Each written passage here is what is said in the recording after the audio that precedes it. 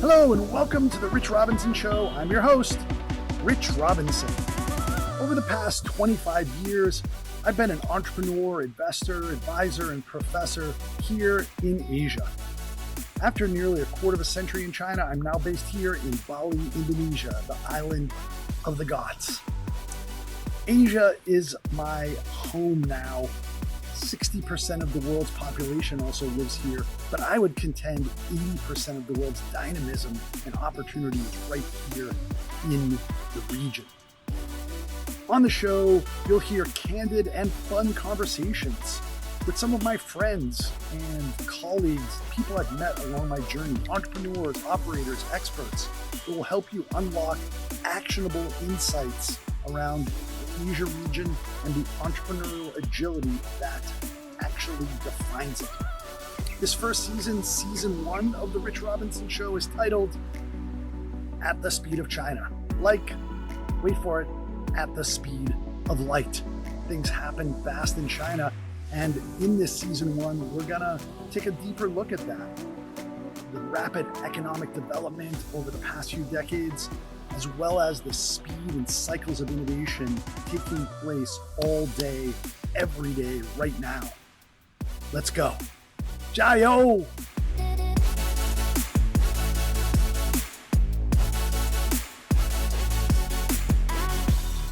David Aikman, ladies and gentlemen, welcome to the pod. Pleasure to see you again, my friend. Right now you're in Beijing? That's right. Good to see you, Rich.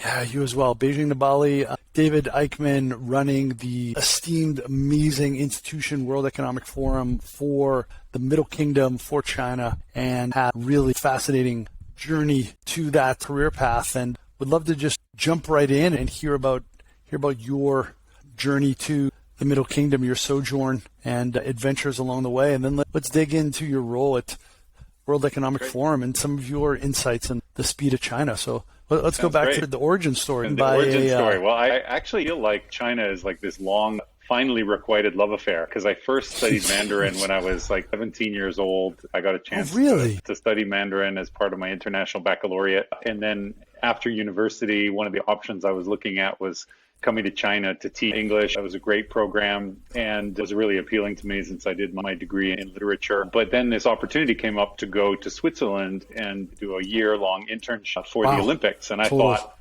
well, China will always be there, right? But this chance at the Olympics, I might never get it. And so I went to the Olympics for a 1-year internship and turned into a 7-8 year career. And then what year was that? Which Olympics? It was the 1996 Olympics. So I was with the International Olympic Committee based in Switzerland, and then did a number of Olympic Games, 96 through 2002. So I started and finished with the Salt Lake. That's great. Started in Atlanta, finished. Remind us of the 4 cities along the way. Yeah, so along the way it was Atlanta, then the Nagano Winter Olympics, the Sydney Olympics, and then the Salt Lake City Olympics. So it was a great run. Those were fantastic games. And actually my last assignment with the International Olympic Committee in 2001 was coming over to China to help set up the organizing committee and train up the marketing team to learn about intellectual property rights and the Olympic rings and how we would market the program and sponsorship. Yeah. So then I felt like, okay, no, I get my chance to be in China, but I was just visiting. And it wasn't until many years later, about 6 years ago, when after a very long career at the World Economic Forum, doing lots of different things, including running the commercial partnership program, my boss, the founder and executive chairman of the forum, said, David, would you go and head up the China office? And I thought, finally, I get a chance to live in the Middle Kingdom. I get a chance to live in Beijing. And of course, between 2002, I guess was the last time I was here, and 2015 when we moved here, what a change. Those little trees that I saw them planting by the airport had now grown into a huge forest. And so it's great to... Even the trees grow faster. Here. But, you know, it's... I remember they were actually spray painting some lawns, I remember, to make it green for when the Olympic Committee was coming over to choose whether Beijing was going to be the spot, right? And that's right. Yeah, pulled out all the stops. Incredible. Wow. Yeah, tell us about some adventures along the way in the Olympic Committee, some of the things that you did there and some anecdotes. I think let's focus in on China. I mean, it was really fascinating to be here at that time, because this was the time when China had just gotten into the WTO. And at the time when the country was really, really not just at the governance level and the government level opening up, but really like people across China just were so excited to engage with the rest of the world. And everybody saw the Olympics as like China's coming out party, the debutante ball or something. Like finally China was coming onto the world scene. And so while the WTO accession was really important to the economy and to the leadership of the country, the hearts and minds of the country were really enamored with the Olympics and everything that represented and welcoming the world here. It was just a wonderful time to be here and to be working with China and to see all the hope. And I remember talking to some of the young English-speaking MBAs that they'd hired to work on the marketing team. And we were sitting in a restaurant, and I asked my young colleague why he was so positive. Because I said, in Europe in 2000, 2002, people were kind of cynical and not really excited about the future. It was cool to be cynical. And I said to him, why are you so positive? And he said, David, right now, when I grew up, we were lucky to have a little bit of protein as part of the meal. Times were really tough. My family was very poor.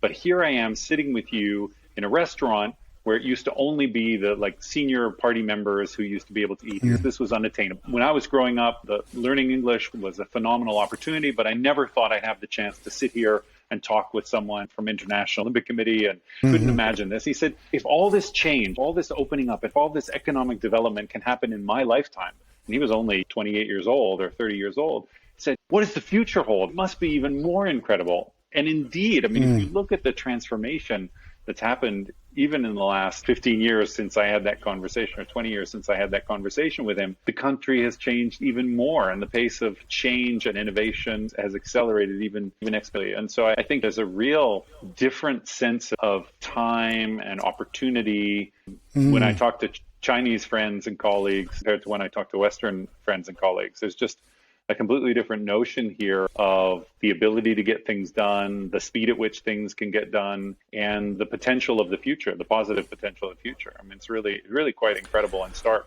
Yeah, and I'm glad you shared that. And yeah, sure, people can say, well, 20 years ago, it was just about almost as close to Mao as it is to now, right?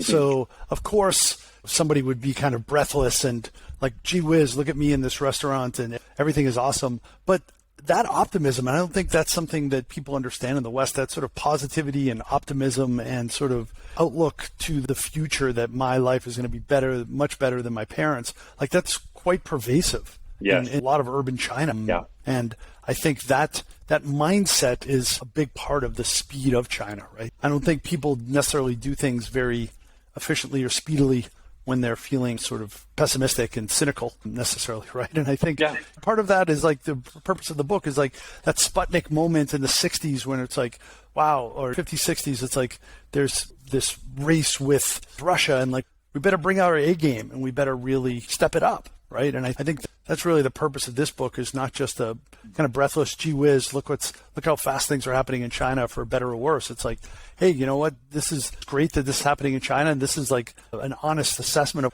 what's really going on in China, and like everybody should be aware of it, and everybody should really step up and bring their A games as well too. I think any individual or company who is not factoring in China into their strategy or into their life plan is, I think, going to be very surprised, because it's almost, I know a lot of people talk about the sort of the frog in boiling water or whatever, that you don't sense the change until it's suddenly upon you. But I do sense that that's the case here, and living here and working here, getting to interact with a lot of different leaders, I see all these things which are maybe beneath the surface or not necessarily visible to people outside of the country. And I think it's going to be a really shocking wake-up call when that stuff suddenly does become visible and you realize that the economic power or the innovation capacity that the country has, and that it's quietly and quickly left the rest of the world behind. So I think even if your business is not selling to China, or you don't think that your services are going to be in demand in China, you still have to factor China into your strategy and your equation,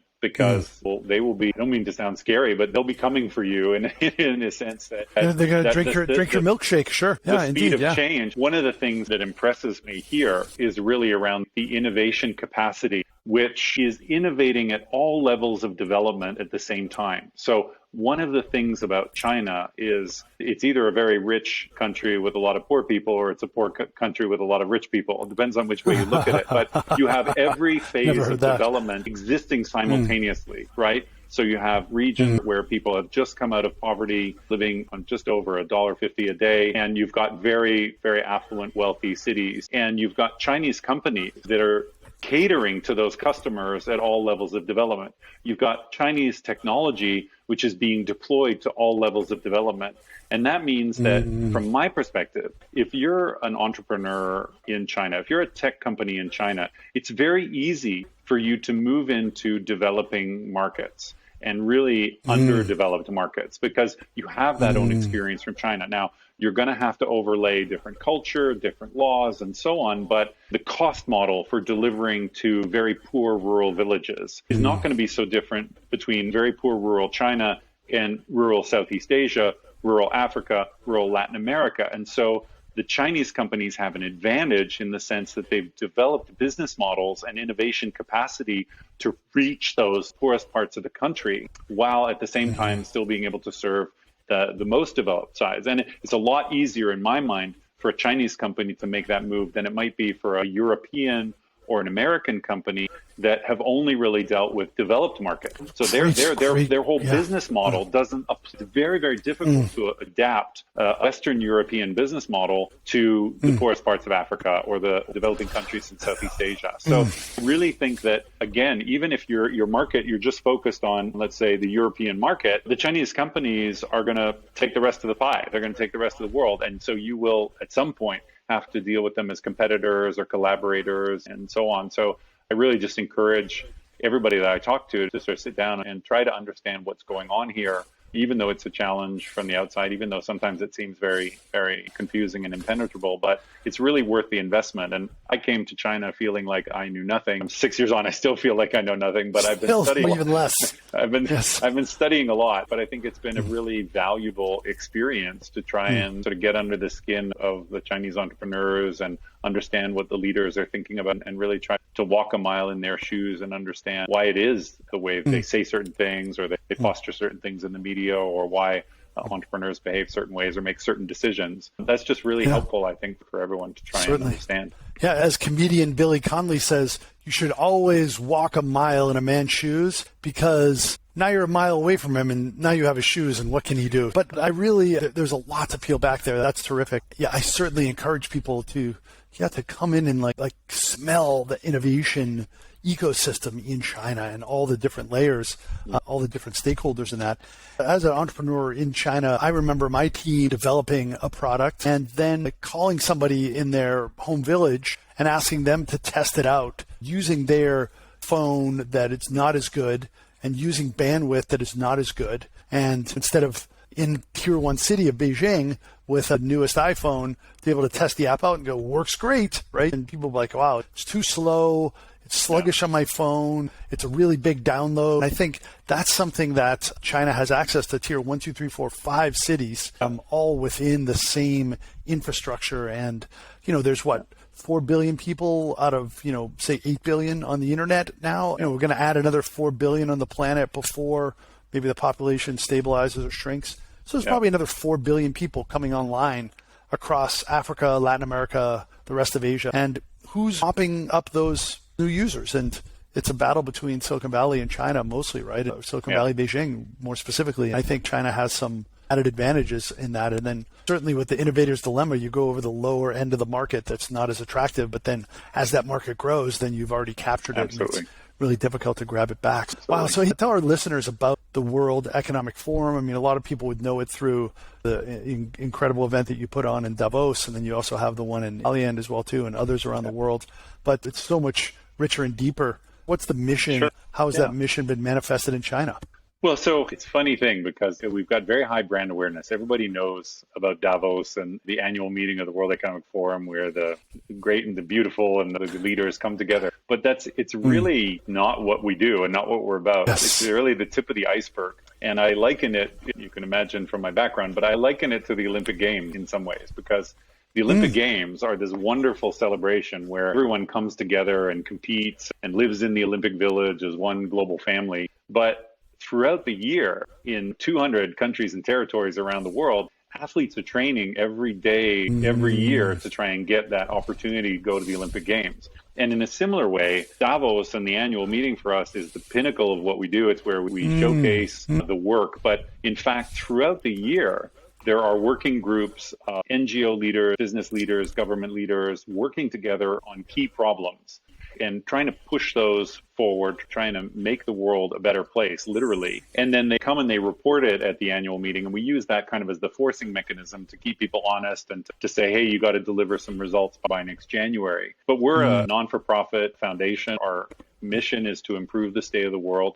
And we have just a fundamental belief that you can't solve the big problems facing this world, whether it's a pandemic, whether it's climate change, whether it's just lifting people out of poverty. You can't do that unless business and government and NGOs are working together, because you need the entrepreneurship, you need the dynamism, but you need that business and that entrepreneurship to be working for a greater good than just the bottom line profit. And likewise, you need the government to set the good regulations and the framework, but they also need to move at the speed of business. They need to think about more than just the next election cycle. And you need the NGOs in there to keep people honest and accountable. So we really feel that by bringing these different groups of society together, we can get a better outcome. And having participated in the organization in those annual meetings for a long time now, almost 15 years, I really am impressed with the caliber of leaders who are there. I really believe that they are working for something bigger than themselves, and I've been really impressed with that enlightened spirit that they're really trying. It's not perfect. Yeah, but there's something a little bit extra in, I think maybe it's part of the Davos, but it doesn't feel like an NGO. It has a dynamism about it. Because I think sometimes NGOs tend to be a little bit more like, this is comfy and I'm doing something that's maybe a little more stable, but I get the feeling there is this sort of like drive inside of where does that come from? Like, what's the DNA of that? How does that? I think it comes from the fact that as an organization, our visible product, if you will, is those meetings. I remember once talking with chairman of a big Swiss chocolate or food company. We were talking about the differences between the World Economic Forum and his company. When you're in the food business, especially the chocolate business, you want to make a chocolate bar taste the same everywhere in the world, and every single chocolate bar should be the same. You want to bring the cost down, you want to manage the quality, but pretty much you got to make sure those Oompa Loompas are not getting drunk and like trashing the place. Exactly. But for us, I mean, can you imagine if you went to the World Economic Forum and everybody was like, oh, this is the same thing we discussed last year. It's a completely different thing. It's kind of like going to a Michelin star restaurant where you're going to have an experience, you're expecting to be wowed, and you taste the same menu you tasted last time you came. So we have to continuously reinvent ourselves. And more importantly, I mean, our relevance is grounded in the current affairs of the world. I remember a number of years ago, we had the program for the annual meeting all set. Everything was ready, all the speakers confirmed. And then the tsunami hit Southeast Asia, and it was devastating. And you can't then say, oh, I'm sorry, our program's set. We're not going to talk about this catastrophe which just happened. No, we threw everything out and we started over again. We said, okay, what is this showing us about extreme weather events and climate risk? And how do we bring this home to the leaders so that they start doing something? How do we mobilize support and solidarity for the poor people who've been affected by this? How do we use this, our opportunity to mobilize the corporate sector to help out in places like Sri Lanka and elsewhere? So I think it's sort of endemic. That's a terrific example. To the nature of the organization that we have to be sort of grounded in the current events. But our goal is to always lift the minds of leaders out of their quarterly events, out of their 4-year election cycle, and really look down the road and say, look, there are some big problems facing the world. And climate change, for example, pandemics, we've been talking about the possibility of this kind of thing happening for years. And unfortunately, people weren't really listening. I mean, they weren't doing the preparedness necessary. It's been a similar thing with climate change, although, again, now people seem to be listening. There seems to be money flowing into climate change and mitigation. So we're really encouraged by that. But it's kind of got to keep pushing people to think long term. Unfortunately, that's hard to do when you're a leader confronted by the immediate. And I would say that's even more true here in China, where the pace of change is so quick. It's hard to get CEOs and leaders to, especially in the corporate side. I think it's easier on the government side here in China. There's a bit of long-term 5-year plans and so on. But in the business world, it's quite challenging to say, look, as a CEO, you should be thinking about ESG, environment, society, and governance issues. I'm very encouraged that they are, but it's been a bit of a tough sell because in China, things move so quickly. It's hard to make a strategy that's a year out.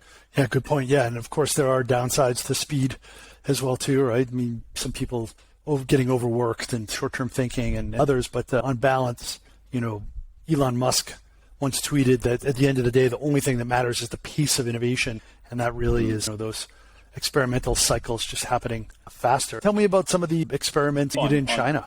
But I want to pick up on that point please. because I think what you raised there, Rich, is really, really fundamental. That in China, I think there's two advantages that they have. So one is the fact that there's not necessarily legacy systems and legacy infrastructure that have to be undone.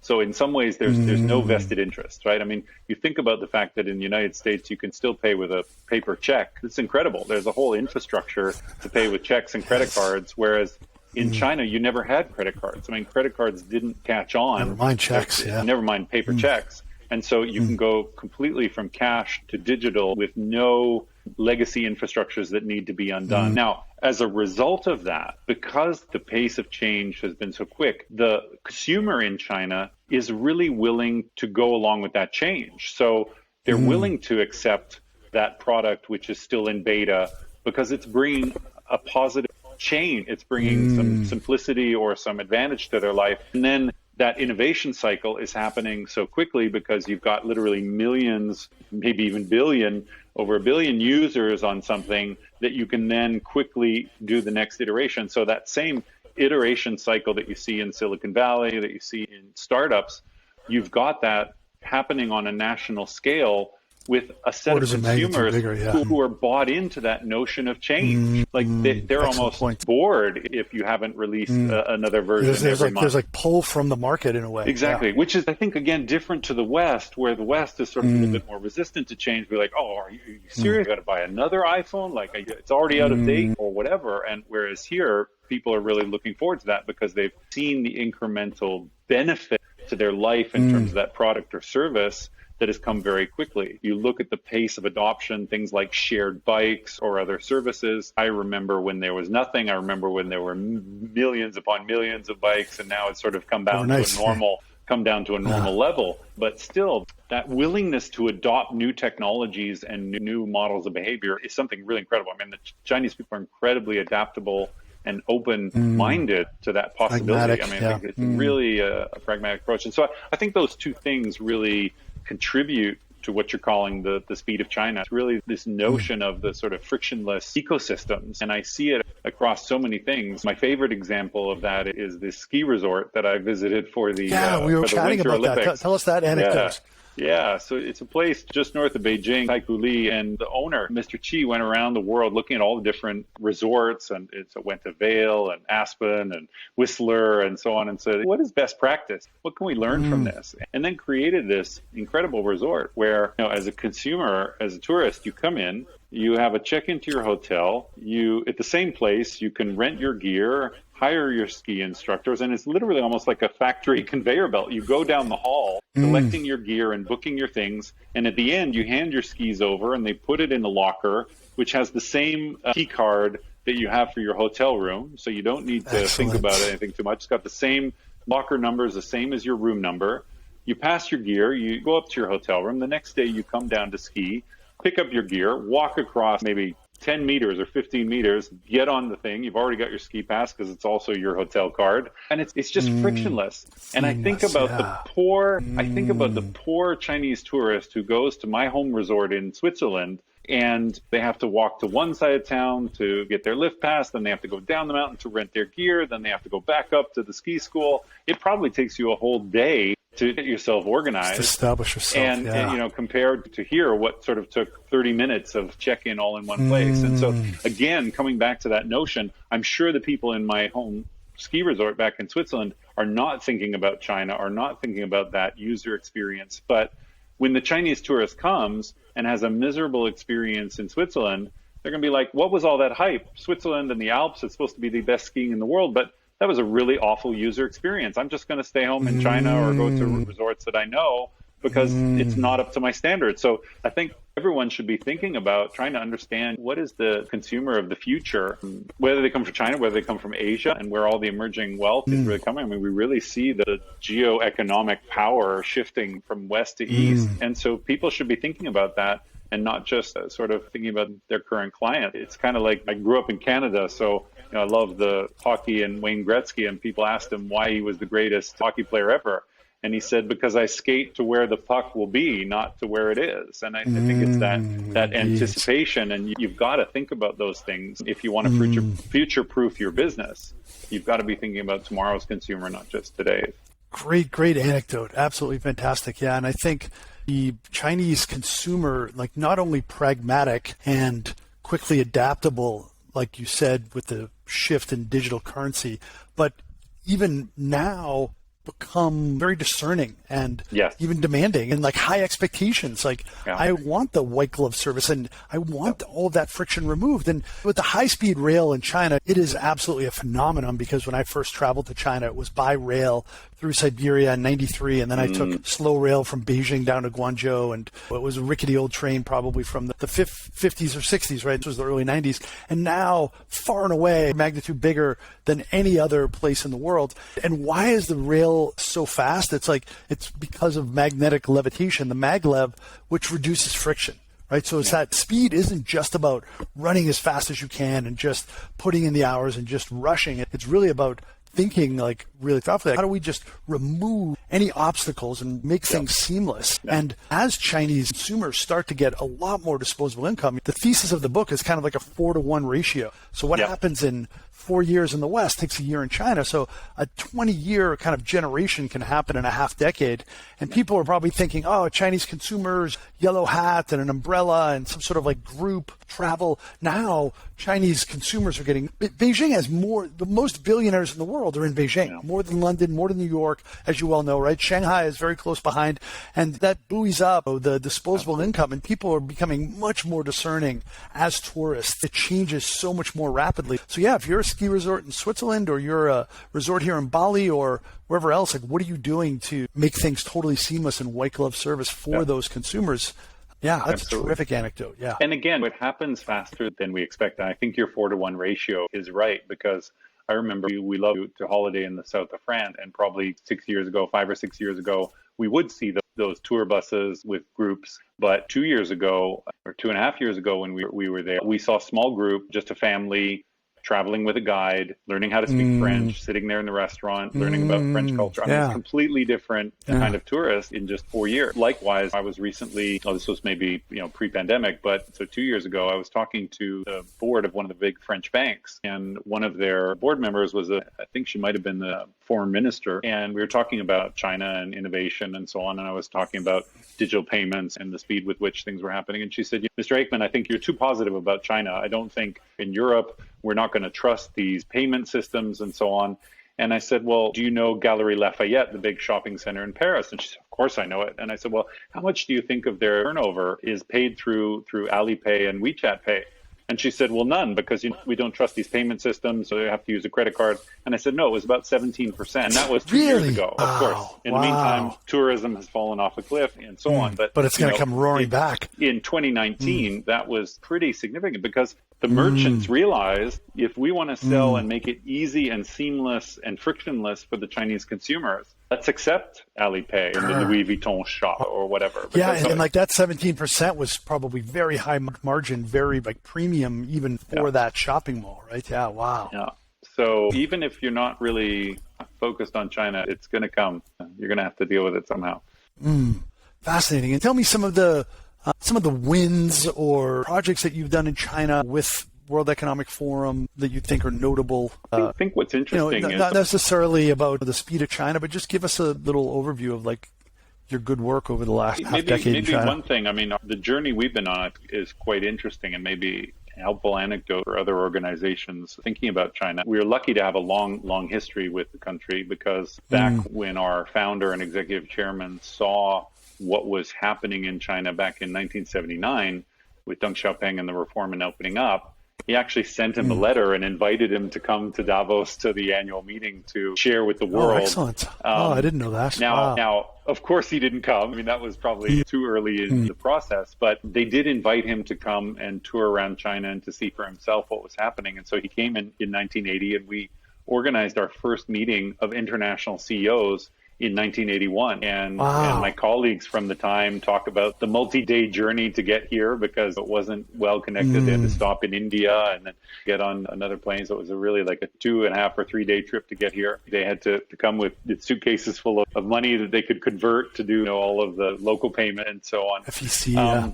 And so this was very much our modality. And I think the way a lot of organizations and companies were thinking about China, which was let us bring our international expertise to help with China and the reform and opening up. And that was really the sort of the modus operandi until the early 2000s, when as an organization, we realized that the story was changing. And part of it was exactly what I was describing about your future clients. Premier Wen had come to Davos, and he was talking to our organization about the ambition that China had to have more Chinese companies on the Fortune 500. And there was sort of maybe 1 or 2 at the time. And he said, oh, but we have a plan that in 10 years' time, we'll have 30 or 40. Now, today, they probably have 60 or 70.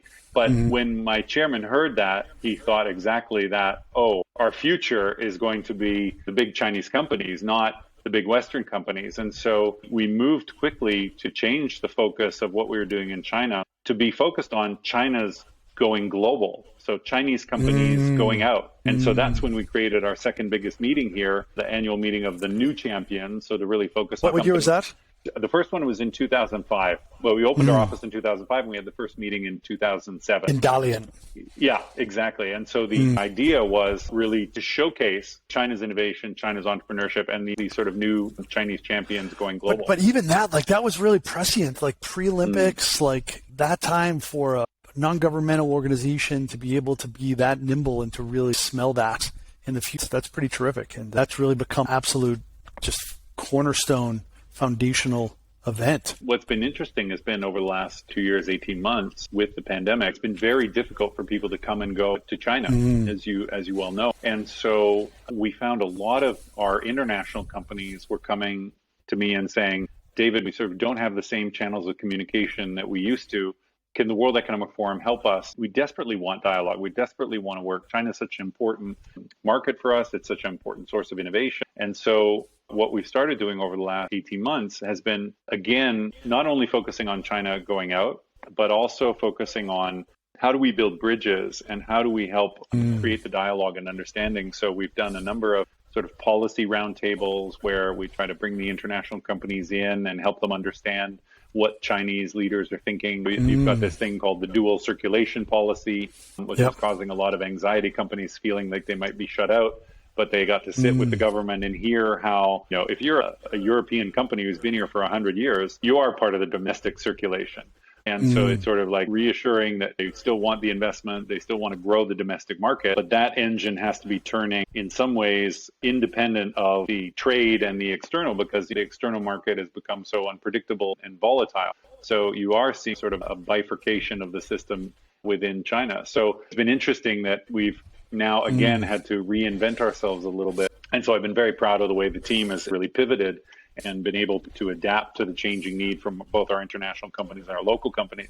And then in terms of helping the local companies have dialogue and improve relations with the West, it's been really interesting that the thing that we've focused in on is the whole ESG reporting. So environment, society, and governance, which is very, very popular and important in the West right now. And what's interesting, China, right? It's still nascent in China, but what's been interesting is that there's actually a lot that Chinese companies are doing. So now, of course, with the new targets for reaching peak carbon in 2030 and becoming net zero carbon in 2060, all the companies have to think about their climate impact and their environmental impact. But in fact, many of them have been thinking about clean energy and water for some time because they're looking at it again from a pragmatic level of how do we reduce our costs? How do we? And then many Chinese companies are actively involved in social programs because they've understood the government's priority to eradicate poverty. So they want to do their own corporate initiatives to see how they can help. There's been tremendous things around empowering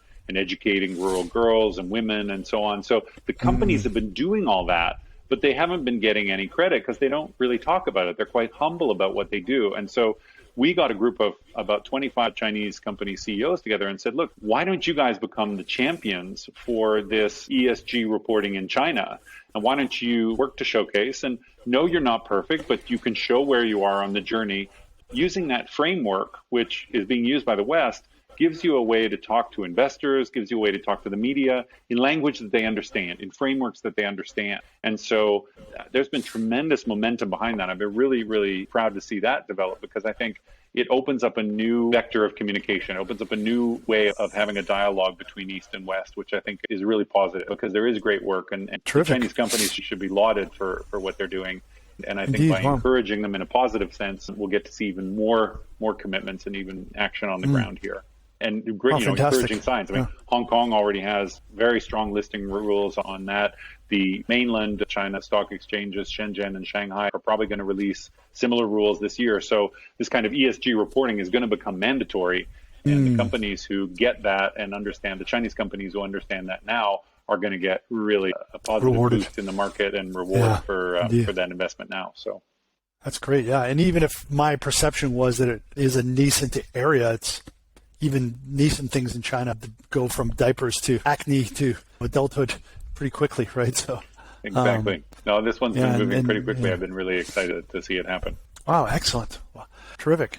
Hey, David, that was excellent. I really appreciate you carving out the time. Yeah, pleasure. Really love, your energy and what impact that you've made and the organization has made, and look forward to seeing more good stuff from you. And thanks again. All right, my pleasure. Thanks a lot, Rich. That was great. You're awesome.